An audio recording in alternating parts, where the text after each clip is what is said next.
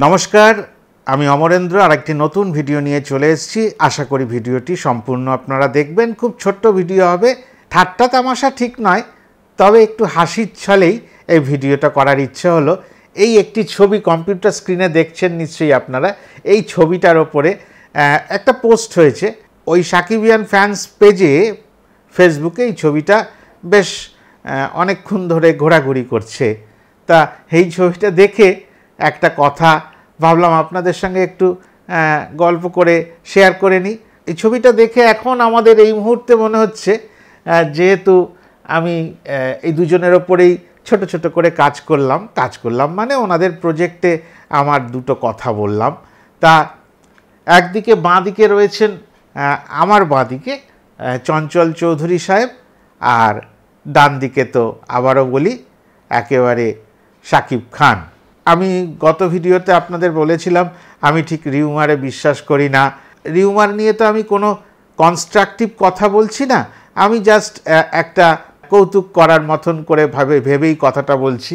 আমার কাছে মনে হচ্ছে মৃণাল সেন আর সিরাজউদ্দৌলা, আমাদের এখানে সৃজিত মুখার্জি, তিনি যে মৃণাল সেনের ওপরে বায়োপিক তৈরি করেছেন সেটাই সামনেই আসবে। তা সেই সিনেমা মানে পদাতিক, তার নায়ক আমাদের চঞ্চল সাহেব, আর তাকে জড়িয়ে ধরে রয়েছেন সিরাজউদ্দৌলা। সব জায়গায় দেখা যাচ্ছে যে রাজ চক্রবর্তীর পরিচালনায় এই সিনেমাটা আসতে পারে, যে সিরাজউদ্দৌলার ওপরে সেটা একটা সিনেমা হবে। এবং এই সিনেমার কথা অনেক বছর আগে থেকেই আমরা শুনেছি হবে। কে করবে, কার ওপরে হবে, এইসব নিয়ে অতটা ব্যাখ্যা করার এটা প্রয়োজন নেই। জাস্ট এইটা আমার মনে হলো, দুজনের হাসি দেখুন, মানে হাসিতেই যেন মন ভরে যাচ্ছে। ভালো করে ক্লোজ করে ছবিটা দেখলে মনটা সত্যি ভরে যাচ্ছে। এই মুহূর্তে দুজনেই তো প্রতিষ্ঠিত নাম।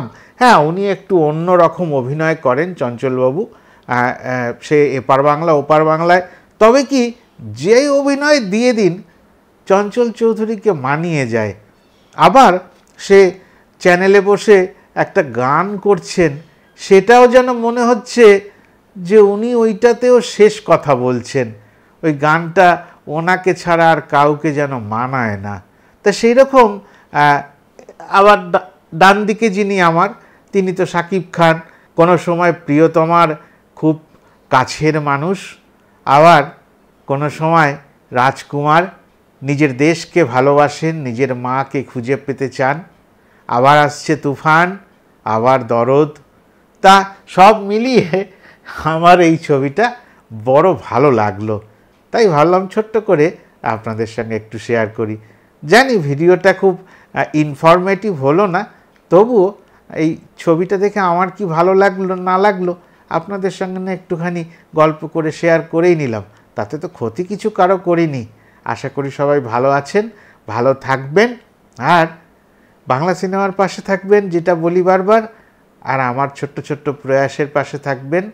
ভিডিওটি ভালো লাগলে লাইক, কমেন্ট, শেয়ার করে নেবেন, আর যারা এখনও চ্যানেলটি সাবস্ক্রাইব করেননি দয়া করে সাবস্ক্রাইব করে নেবেন। নমস্কার।